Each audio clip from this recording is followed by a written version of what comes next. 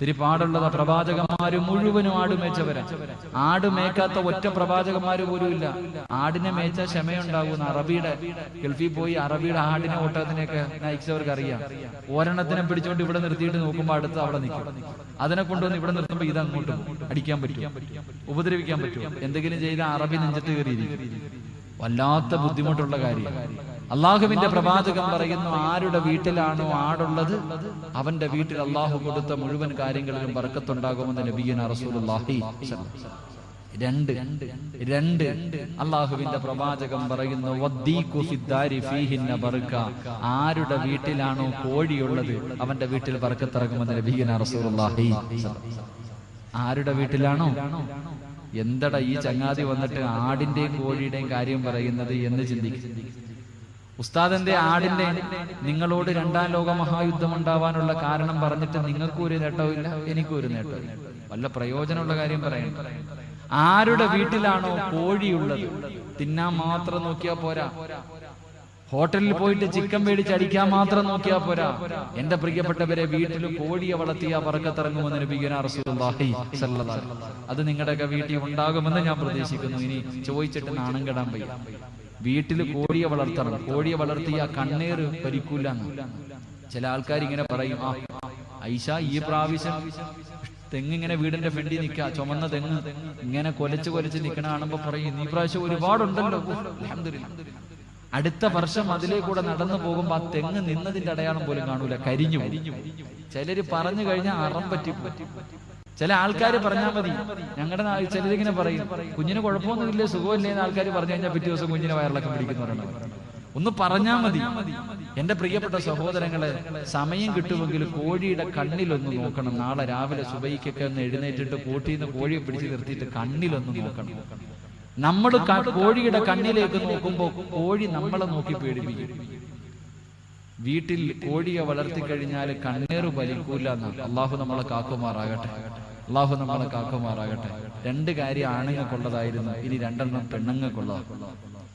അള്ളാഹുവിന്റെ പ്രവാചകൻ പറയുന്നു, ആരുടെ വീട്ടിലാണോ ആട്ടുകല്ലുള്ളത് അവരുടെ വീട്ടിൽ ബർക്കത്തിറങ്ങുമെന്ന് നബിയുനാ റസൂലുള്ളാഹി.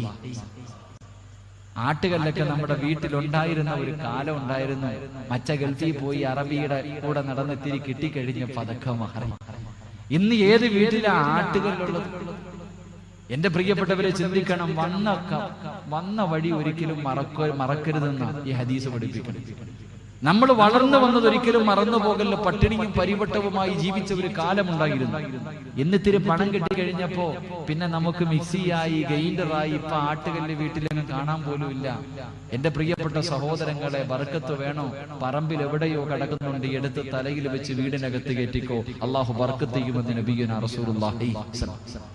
നാല് അല്ലാഹുവിന്റെ പ്രവാചകൻ പറയുന്നു, ആരുടെയെങ്കിലും വീട്ടിൽ കറിച്ചട്ടിയുണ്ടെങ്കിൽ, മണ്ണുകൊണ്ടുണ്ടാക്കിയ കറിച്ചട്ടി ആരുടെയെങ്കിലും വീട്ടിലുണ്ടെങ്കിൽ, അവന്റെ സമ്പത്തിലും അവന്റെ കുടുംബത്തിലും അവന്റെ മക്കളിലും അവന്റെ ഭാര്യയിലും അവന്റെ വീട്ടിലും അല്ലാഹു ബർക്കത്തിറക്കുമെന്ന് നബിയുനാ റസൂലുള്ളാഹി.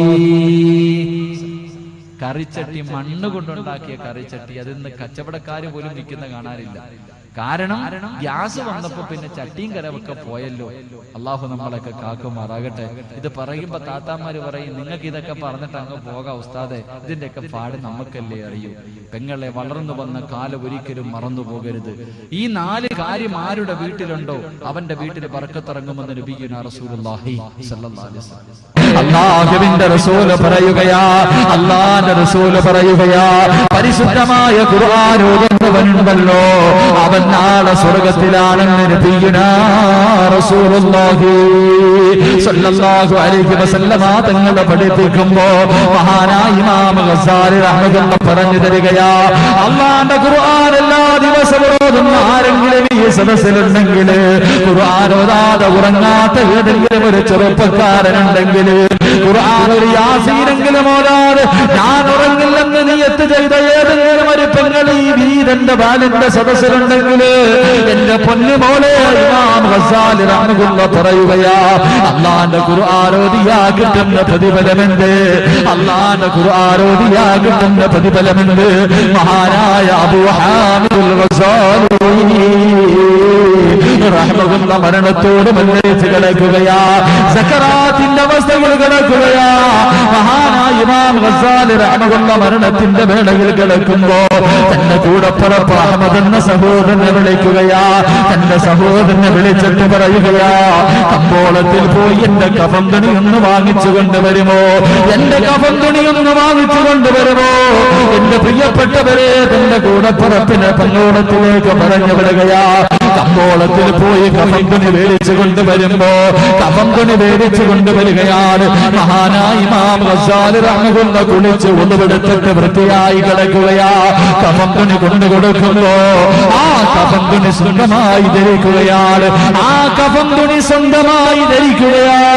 എന്നിട്ട് തന്റെ കൂടപ്പുറപ്പിനോട് പറയുകയാ, ഒന്ന് വെളിയിലേക്ക് ഇറങ്ങി പോകുമോ, ഒന്ന് വെളിയിലേക്ക് ഇറങ്ങി പോകുമോ. എന്റെ വീടിനകത്തേക്ക് വിരുന്നുകാരെ കടന്നു വരികയാ. മഹാനായ അബൂ ഹാമിദുൽ ഗസാലി റഹ്മത്തുള്ളയുണ്ടല്ലോ, തന്റെ കൂടപ്പുറപ്പിന് വെളിയിലേക്ക് പറഞ്ഞു വിടുകയാണ്. സഹോദരൻ വെളിയിൽ പോയിട്ട് കുറച്ചു നേരം നോക്കിയ തനക്കമില്ല. വീടിന്റെ വാതിൽ തുറന്നകത്തേക്ക് കടന്നു വരുമ്പോ സുബ്ഹാനല്ലാഹ്, പുഞ്ചിരിക്കുന്ന മുഖത്തോടെ വഫാത്തായി കിടക്കുകയാ.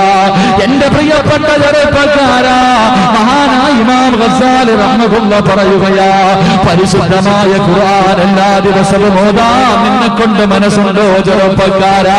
ഒരു ദിവസം നിന്നെ വെള്ളത്തുണിയിൽ പൊതിഞ്ഞ് നിന്റെ വീടിനകത്ത് നിന്റെ മയ്യത്ത് കിടത്തിയിട്ട് മുഖത്തിന്റെ മുകളിൽ തുണിയെടുത്തിടുമല്ലോ. വെള്ളത്തുണിയിൽ പൊതച്ച് നിന്റെ വീടിനകത്ത് നിന്റെ മൃതശരീരം ഇട്ടിരിക്കുമ്പോ ഈ നാട്ടുകാര് മുഴുവനും വരിവരിയായി നിന്റെ വീടിനകത്തേക്ക് കടന്നു വരുമല്ലോ. മരിച്ചെന്ന് പിതാജ് മരിച്ചെന്ന് കേൾക്കുമ്പോ, നിങ്ങൾ മരിച്ചെന്ന് പള്ളിയുടെ മിനാരത്തിൽ വിളിച്ചു പറയുമ്പോ കാണാ നിന്റെ വീടിനകത്തേക്ക് കയറി വന്നിട്ട് നിന്റെ മുഖത്ത് പുതച്ചിട്ടിരിക്കുന്ന തുണി ഇങ്ങനെ ഉയർത്തുന്ന സമയത്ത് എന്റെ പൊന്നുപോലെ പുഞ്ചിരിക്കുന്ന മുഖം കാണാൻ നിനക്ക് ഭാഗ്യം വേണ്ടേ ചെറുപ്പക്കാരാ? വീടിനകത്ത് ചിരിച്ചുകൊണ്ട് കിടക്കണ്ടേ ചെറുപ്പക്കാരാ? മരിക്കുന്ന സമയത്ത് സ്വർഗം കണ്ട് മരിച്ചുകൊണ്ട് അള്ളാന്റെ സ്വർഗം കണ്ടുകൊണ്ട് മരിക്കണ്ടേ ചെറുപ്പക്കാരാ? അള്ളാന്റെ പരിശുദ്ധമായ ഖുർആനോട് മരിക്കണ്ടേ ചെറുപ്പക്കാരാ? അള്ളാഹുവിന്റെ വിശുദ്ധമായ ഖുർആൻ എല്ലാ ദിവസവും ഓതിക്കഴിഞ്ഞ മുടങ്ങാതെ ഒരു സൂറത്തെങ്കിലും ഓതാൻ എന്നെ കൊണ്ട് സാധിച്ച ഈ ലോകത്ത് നിന്ന് യാത്ര പറയുന്ന സമയത്ത് എന്റെ പൊന്നുപോലെ അള്ളാഹുവിന്റെ പരിശുദ്ധമായ ഖുർആനിന്റെ സ്വർഗത്തിന്റെ ആയത്തുകൾ ഓതിക്കൊണ്ട് നിനക്ക് മരിക്കാൻ കഴിയും ചെറുപ്പക്കാരാ. മഹാനായ ഇമാം ഗസാലി റഹ്മത്തുള്ള പറഞ്ഞു തരികയാ, അള്ളാന്റെ ഖുർആനോടുന്നവന് നല്ല മരണം കിട്ടും. അവന്റെ മുഖത്ത് വല്ലാത്ത സന്തോഷമാ, അവന്റെ മുഖത്ത് വല്ലാത്ത പുഞ്ചിരിയാ. എന്റെ പ്രിയപ്പെട്ട ചെറുപ്പക്കാരാ, എന്റെ പ്രിയപ്പെട്ട ഉപ്പമാരോട് ഞാനൊന്ന് ചോദിക്കട്ടെ, മക്കളെ പഠിപ്പിക്കാൻ ലക്ഷങ്ങൾ ചെലവഴിക്കുന്നവരാണല്ലോ. MBBS സീറ്റ് കിട്ടാൻ, +1 സീറ്റ് കിട്ടാൻ, അല്ലെങ്കിൽ ഡിഗ്രിക്ക് സീറ്റ് കിട്ടാൻ ലക്ഷങ്ങൾ ചെലവഴിക്കുന്ന എന്റെ പ്രിയപ്പെട്ട മാതാപിതാക്കളോട് നിങ്ങൾ ചെലവഴിക്കുന്ന 1 രൂപയ്ക്ക് പോലും നാളെ പടച്ചവന്റെ കോടതിയിൽ നിങ്ങൾക്ക് പ്രതിഫലമില്ല. പക്ഷേ മദ്രസയിൽ പഠിക്കുന്ന നിന്റെ 1ാം ക്ലാസ്സിൽ പഠിക്കുന്ന നിന്റെ പൊന്നുപോലും ഒരു പെൻസിൽ വാങ്ങിക്കൊടുത്ത, അള്ളാന്റെ ഖുർആൻ പഠിക്കുന്ന ഒരു പൊന്നുമകന് ഒരു കിതാബ് വാങ്ങിച്ചു കൊടുത്താ നിനക്ക് കിട്ടുന്ന പ്രതിഫലമുണ്ട്.